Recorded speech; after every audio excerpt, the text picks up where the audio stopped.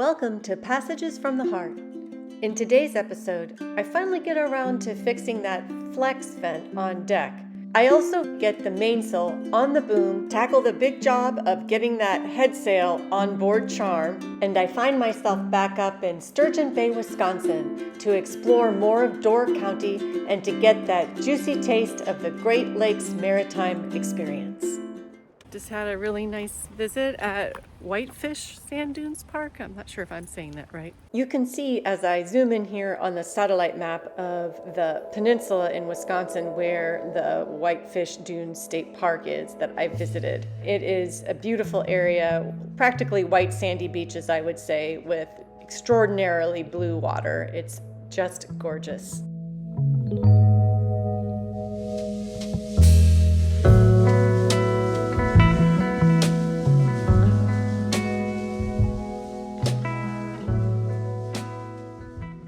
Just a 15-minute drive away from Whitefish Dunes State Park is Cave Point County Park, which is a really cool place. You can go to these underwater cave areas by kayak. It's a real popular place for kayak tours. Also, a lot of times you'll find people that are jumping off the cliffs into pools of water below, which is pretty fun and exciting to watch as well.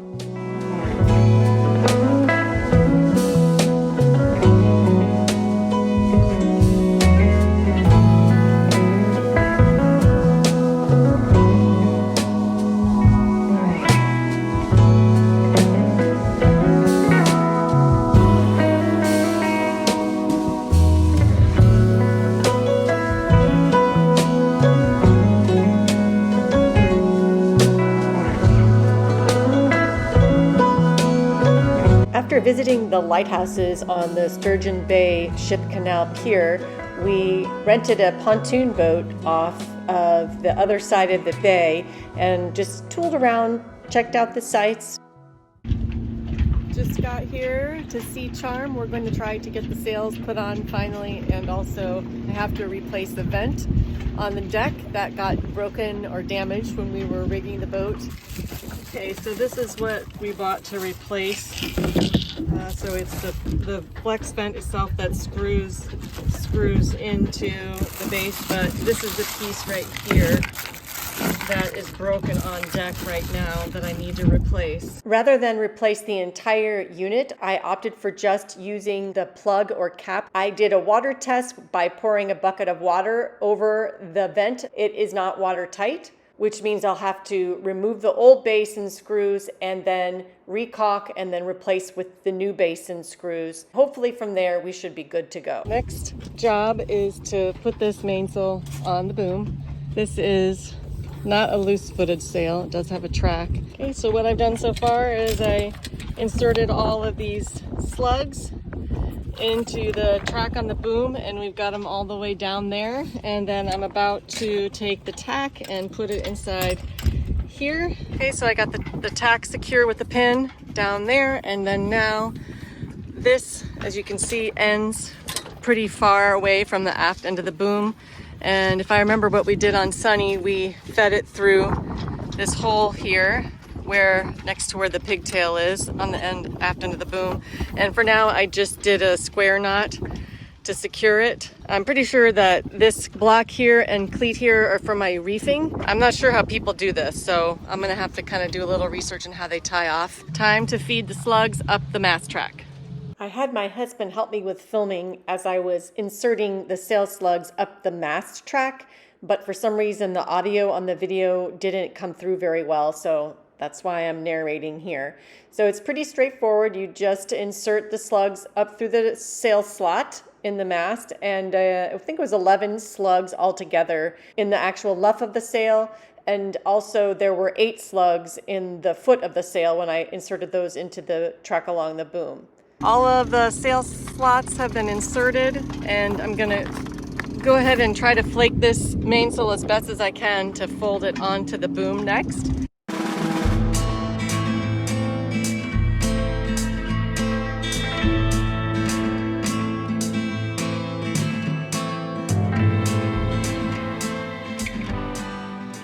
I'm glad that I got the mainsail on the boom.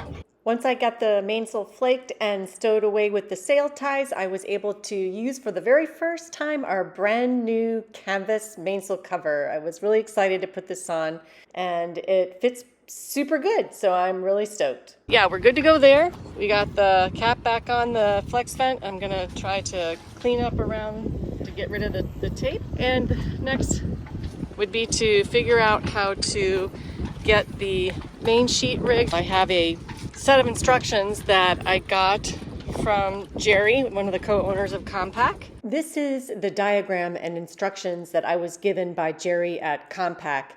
It was super helpful in helping me determine how to feed the main sheet through all of the equipment so that it's properly rigged for use for sheeting in and letting out the main sheet. If you are interested in getting a hold of this diagram, shoot me an email through my website and I will get that sent out to you. Well, we got the main sheet rigged. I don't want to jinx it, but today's the day we're supposed to go for that epic first sail aboard Charm.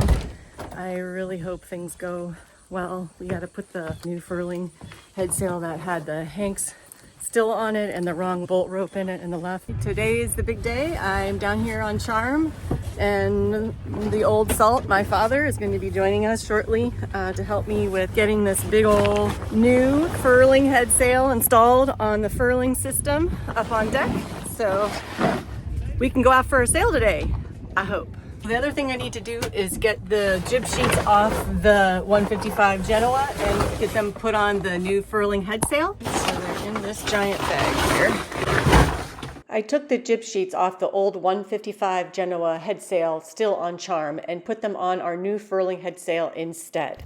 Okay, we just got the main halyard and the jib halyard set up on the boat, and now I'm looking for the directions for the furler sail because there's an extra line going up the mast that we're not sure what that's all about. So I think we've figured out what's going on here with this furler. There is a halyard, which we now realize that's probably what it is.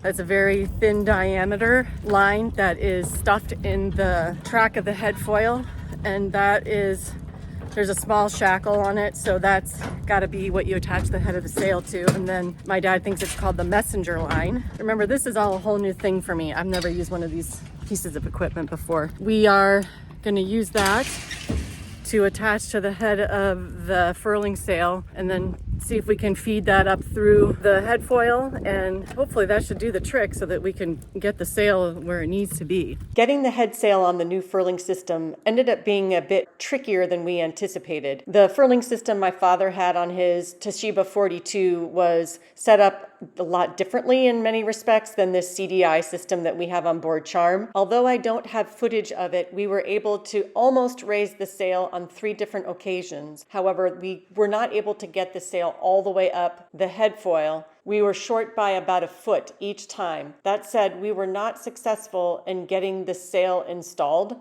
and therefore we did not get out for that epic first sail. I plan to go back down to see Charm in a few days to try to resolve the situation, as I think that we now have a better understanding of what we'll need to do next time around. I don't want to admit defeat, but at this point the furler has still bested us. My father, the quote-unquote old salt of the family, came down to help us try to figure out how to get this going, to get the head sail into the head foil of the furling system, and we almost got the sail all the way up. We ran a test just without the sail, trying to get the halyard all the way up the foil, which with that it did, but it's really windy today, as you can see.